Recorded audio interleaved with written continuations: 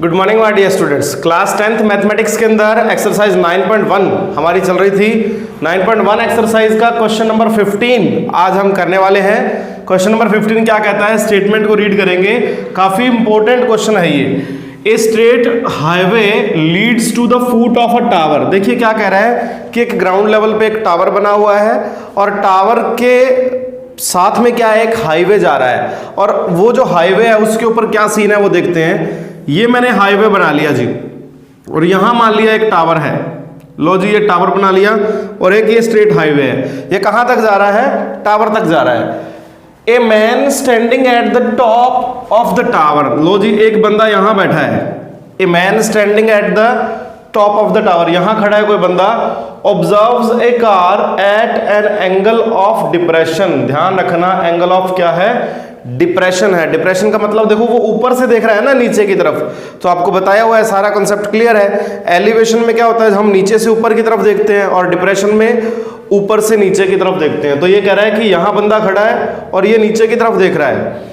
Depression of 30 degree. देखो जी, क्या कह रहा है कि यहां कोई कार है। ध्यान से देखिए, यहां मान लीजिए कोई कार है, ये बंदा इस कार को देख रहा है, ठीक है। ये नजर का एंगल हो गया।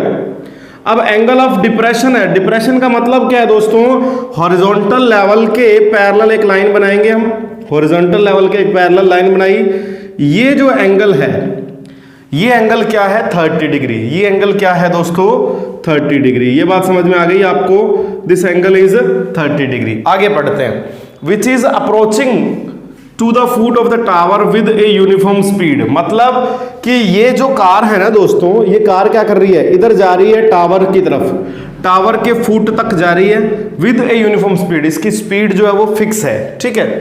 6 सेकेंड्स लेटर, क्या हुआ, 6 सेकंड बाद। मान लीजिए ये स्टार्टिंग में कार यहां थी और 6 सेकंड बाद दोस्तों यहां पहुंच गई। यहां से यहां तक आने में उसको टाइम कितना लगा, 6 सेकंड। इस बात को नोट करना है ध्यान से। ये 6 सेकंड के टाइम बाद यहां पे आ गई car. The angle of depression of the car found to be 60 degree. यानी कि बंदा वहीं खड़ा है लेकिन कार यहां आ गई। इस कार का अब एंगल जो है, now the angle is 60 degree. अब जो एंगल है वो कितना है, 60 डिग्री। बड़ा हो गया एंगल, ठीक है ना। Find the time taken by the car to reach the foot of tower from this point. यानी कि इस पॉइंट से कितने टाइम में ये कार पहुंचेगी, हम उसकी बात कर रहे हैं। एक बात ध्यान से देखना, नामकरण करना है सबसे पहले। ये लो जी, नामकरण कर दिया। हमारे पास दो ट्राइंगल है, ये हमारे पास 6 सेकंड है। अगर ये पता लग जाए कि कितना टाइम है तो दोनों को प्लस कर देंगे। डी से बी तक पहुंचने में भी टाइम पता लग जाएगा और सी से बी तक पहुंचने में भी टाइम पता लग जाएगा। अब इसमें वो कुछ दिया नहीं हुआ। इन डिप्रेशन एंगल्स को अपने एलिवेशन एंगल में चेंज कर सकते हैं दोस्तों। ये 30 है ना, तो यहां देखिए Z बन रहा है ये, तो ये एंगल आपका क्या बनेगा, 30। ये 60 है बड़े वाला, तो ये एंगल आपका क्या बनेगा, 60। जिन लोगों को डिप्रेशन एंगल को एलिवेशन में चेंज करना नहीं आता है, नीचे कमेंट कर देना, मैं आपको एक्सप्लेन कर दूंगा। दोबारा देख लीजिए। सिर्फ एक बात का ध्यान रखना है, 9th क्लास में हमने पढ़ा था अल्टरनेट इंटीरियर एंगल, यानी कि जो एंगल Z बनाते हैं, ऐसे Z बनाते हैं, तो ये एंगल जो है वो इसके इक्वल होता है। ये एंगल जो है इसके इक्वल होगा, ये एंगल इसके इक्वल होगा। अब आपका काम बिल्कुल सिंपल है, बिल्कुल। तो ट्राइंगल मैंने ABC यूज किया। इन ट्राइंगल ABC, इस पार्ट को अपने X मान लेते हैं दोस्तों। अब एक बात ध्यान रखना, ये जो X है ये टाइम है, क्योंकि यहां सेकंड चल रहा है ना, तो इसको भी हम सेकंड में मान के चलेंगे। तो इन द ट्राइंगल ABC हम क्या मान के चलें, perpendicular upon base. Perpendicular upon base is equal to tan theta. अब देखिए परपेंडिकुलर क्या है, परपेंडिकुलर इज AB। क्या है परपेंडिकुलर अपना, AB। और बेस क्या है, बेस को हमने लेट कर लिया X। बेस को क्या लेट कर लिया, X। आप चाहे तो BC लिख सकते हो। इज इक्वल टू देखिए tan थीटा। थीटा की जगह अपने वैल्यू पुट करें तो थीटा क्या है, 60 डिग्री। थीटा क्या है, 60। तो AB upon X is equal to 60 की वैल्यू √3। tan 60 की वैल्यू कितनी है, √3। क्रॉस मल्टीप्लाई कर दें, यानी कि X को उधर ले जाएं, it will be X into √3। ये आपके पास वैल्यू आ गई दोस्तों AB की। अब एक बात आपको मैं बता दूं, बहुत सारी बुक्स में आपको यहां सेकंड ना लिख करके देखो हमारे को ये बोल रहा है कि क्वेश्चन में कार जो है वो यूनिफॉर्म स्पीड से आ रही है, ये टाइम दे रखा है, ये स्पीड दे रखी है। कई लोग ये मानते हैं कि ये ट्राइंगल है तो इसको डिस्टेंस में कन्वर्ट करो पहले।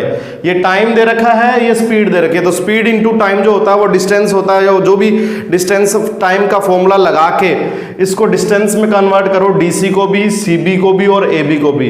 लेकिन मैं आपको कह रहा हूं वो हो जाएगा डिफिकल्ट, बहुत टिपिकल हो जाएगा। आप बिल्कुल सिंपल से बात में चलिए, सेम यूनिट रख के चलिए। ये सेकंड में दिया है, ये भी सेकंड में मान के चलो, ये भी सेकंड में मान के चलो, गलत नहीं होगा किसी भी तरीके से। ए बी की वैल्यू क्या आ गई, x√3। दूसरा ट्रायंगल यूज करते हैं, सेकंड ट्रायंगल कौन सा, इन ट्रायंगल कौन सा, ABD। ABD में हम क्या करेंगे दोस्तों, फॉर्मूला वही, perpendicular upon base is equal to what, tan theta. अब परपेंडिकुलर तो वही है AB, लेकिन बेस नहीं है। बेस क्या है, BC प्लस CD, यानी कि x+6। बेस क्या है, x+6 is equal to tan 30। Angle कितना इस बार, एंगल इज 30 डिग्री। क्लियर। अब वैल्यू पुट करनी है, AB upon x+6 is equal to tan 30 हो गया अपने पास 1/√3। क्रॉस मल्टीप्लाई कर दो, क्या बनेगा, AB इंटू √3। AB इंटू √3 क्या बनेगा, इज इक्वल में x+6 इज इक्वल में क्या बनेगा, x+6। यहां से आप AB की वैल्यू पुट कर दो फ्रॉम फर्स्ट इक्वेशन, यहां लिख दो आप from equation number 1। Equation number 1 यहां AB की जगह क्या लिख दें, x इंटू √3, और ये वाला √3 आपके पास सेम है, यहां बन गया x+6। बात समझ में आ गई। 3 को 3 से मल्टीप्लाई करेंगे तो बनेगा 3x is equal to x+6, 2x is equal to 6, और x की वैल्यू क्या आ जाएगी, 3 सेकेंड। x की वैल्यू क्या आ गई अपने पास, 3 सेकेंड। ये बात समझ में आ गई। अब आपको कोई पूछे कि C पॉइंट से B तक जाने में कार को कितना टाइम लगा, x सेकेंड, यानी कि 3 सेकेंड।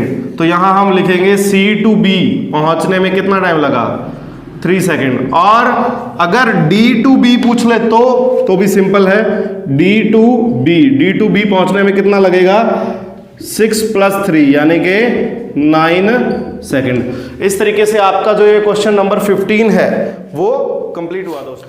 डियर स्टूडेंट्स, अब बारी है क्वेश्चन नंबर 16। क्वेश्चन नंबर 16 इतना इंपॉर्टेंट क्वेश्चन है, बहुत ज्यादा आपके एग्जाम में बहुत बार आया हुआ है, बोर्ड एग्जाम में, CBSE में।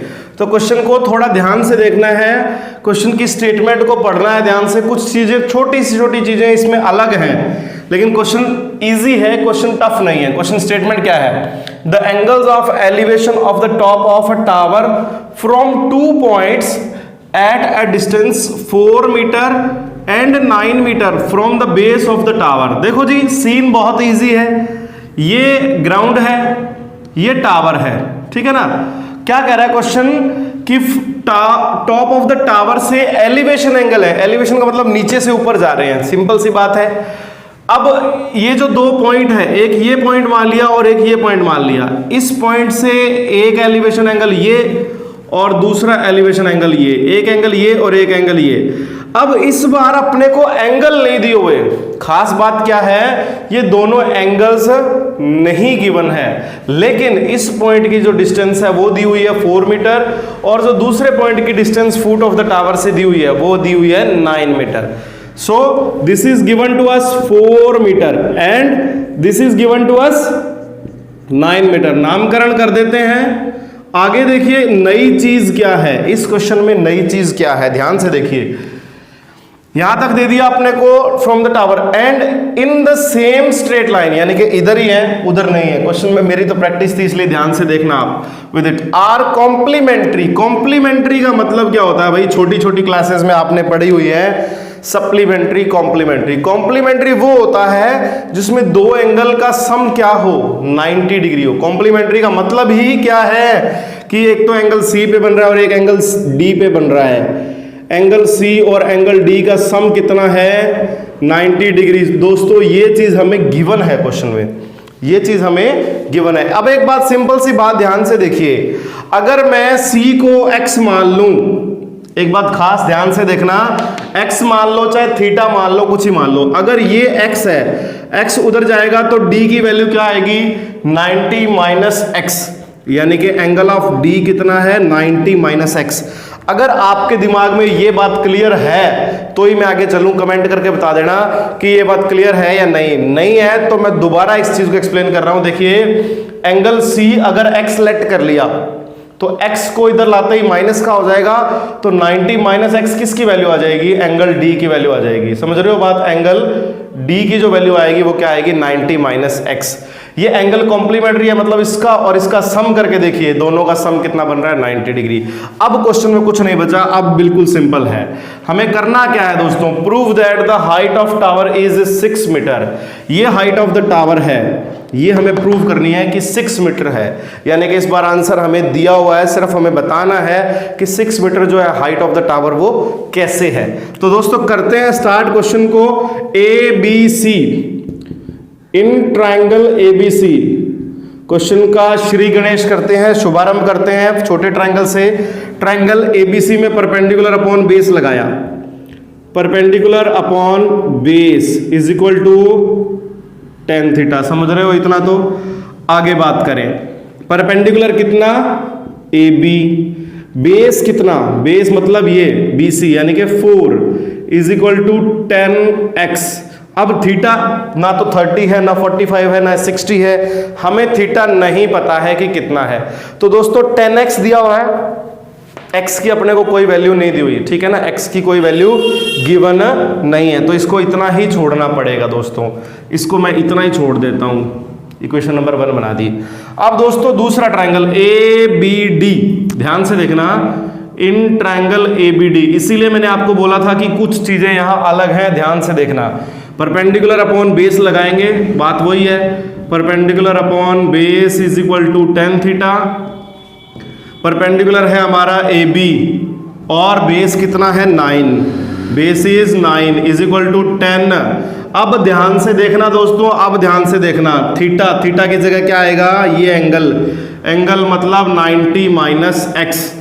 अब एक बात खास ध्यान रखना, जो मैं बात बता रहा हूं, अब 2 लाइनें ध्यान से सुनने वाली हैं, गौर से देखिए। AB अपॉन 9, इधर मैंने कोई चेंज नहीं किया।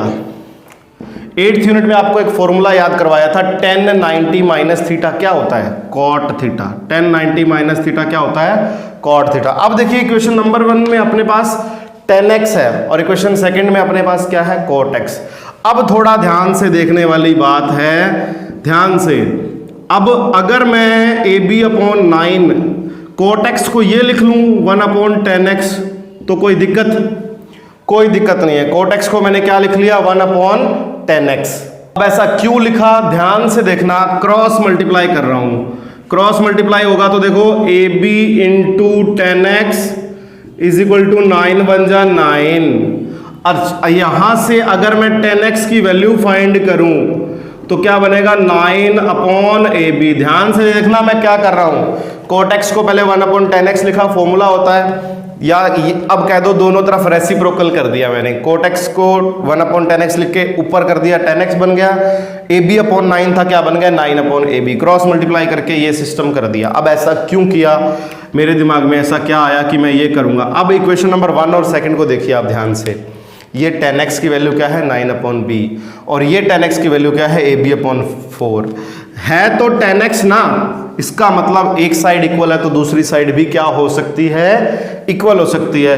From equation number 1 and 2, from equation number 1 and 2, equation number 1 is AB upon 4 और equation number 2 is 9 upon AB। Cross multiply करो, क्या करो, क्रॉस मल्टीप्लाई, क्या बन गया, AB square is equal to 9 4 जा 36।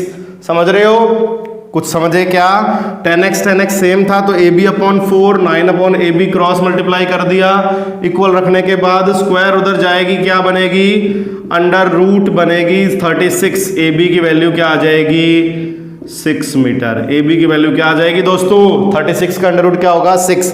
अब कई लोग कहते हैं कि सर यहाँ से रूट 6 है तो प्लस माइनस 6 लिखो, आपकी बात बिल्कुल जायज़ है, लेकिन ये AB क्या है, डिस्टेंस है, डिस्टेंस को आप नेगेटिव नहीं लिख सकते हो, इसलिए AB की जो वैल्यू आएगी वो पॉजिटिव 6 आएगी।